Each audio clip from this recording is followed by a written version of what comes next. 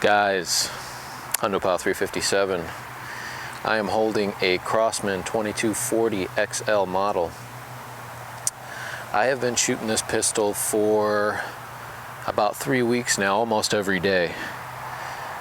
During that time, I've put about 1,000 rounds through it. And, you know, just to say I'm very pleased with this pistol would be a pretty big understatement. It is quickly becoming, you know, my favorite plinker for sure. I'm going to talk about it today in this video. I'm going to tell you what I did to it, but I'm also going to talk about another pistol. That is the standard 2240 model. Now this, I ended up putting a shoulder stock on, and I'll explain to you why I end up having both of these, and I'll do some shooting for you as well. But first I want to start with the 2240 XL model. Crosman advertises the 2240 XL at 460 feet per second. It does have a threaded barrel, 1/2 inch by 20. The barrel comes with a included muzzle brake / thread protector. The steel breech is milled for a 11mm dovetail rail. It has a manual safety located just behind the trigger, and it is running on 1 12-gram CO2. And with that 1 12-gram CO2, I'm getting 40 shots per fill. The grips that come on the 2240 XL are interchangeable. They are all plastic grips.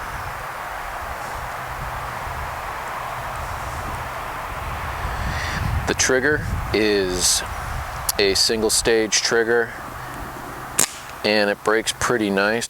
Obviously, I have done a couple things to this, and you know, I do want to tell you how it came to be. Originally, I was actually looking for the standard 2240 standard breech model, and this was, you know, every intention what I set out to do in the beginning. Just your standard 2240 with a shoulder stock. Well, the 2240s weren't available for the last few months online, so I had it notification telling me when it would be available.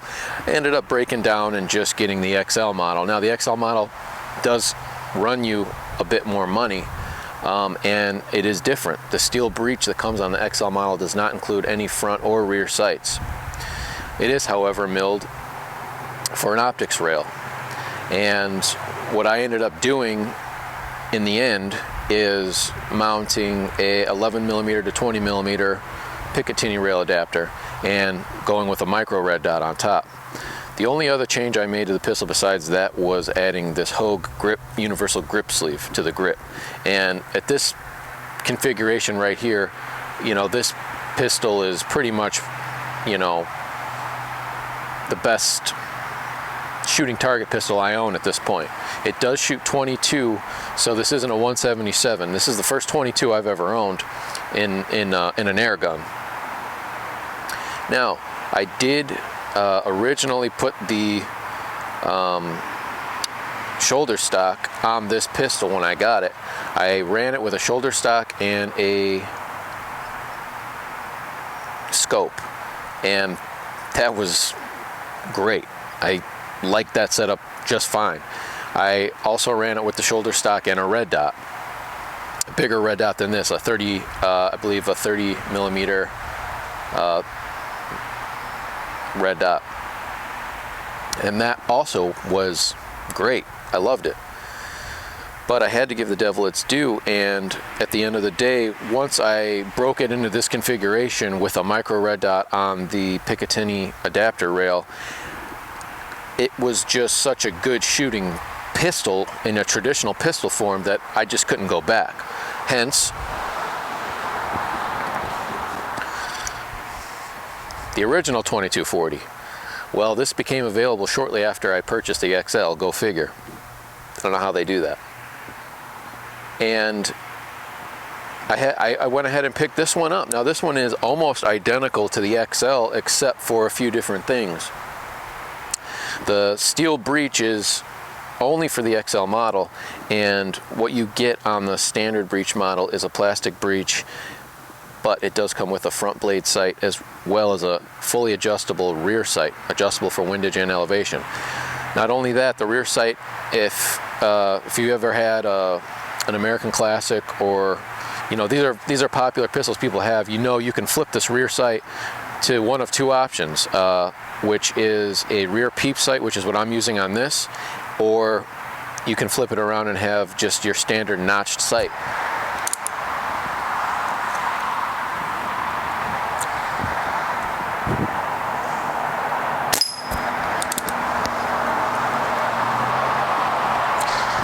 See if I can knock this one off. Oh, it survived. As you can see, the 22s pack a little bit more of a punch compared to the 177s. And the pistols themselves are a little bit on the loud side, I would say, but nothing to be, concerned about. You certainly don't need ear protection for that matter. But it is something to be aware of if you're close to neighbors or anything like that. I had, probably like most of you, an American Classic variable pump, and besides the fact that it was a pump action and how much I really don't like using pump actions anymore, everything else about that pistol I just loved, especially the sights. With the rear sight in the peep sight configuration and that simple front blade sight, you could really make accurate shots. Another thing that I really liking about these 2240 models is they are more than capable of functioning with this dueling tree, as you can see. I'm gonna pick up the 22XL, the 2240 XL.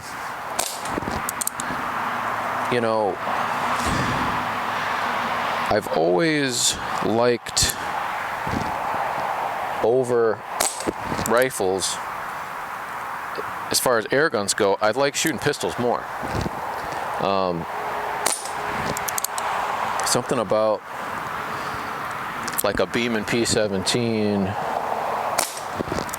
the Browning Buckmark,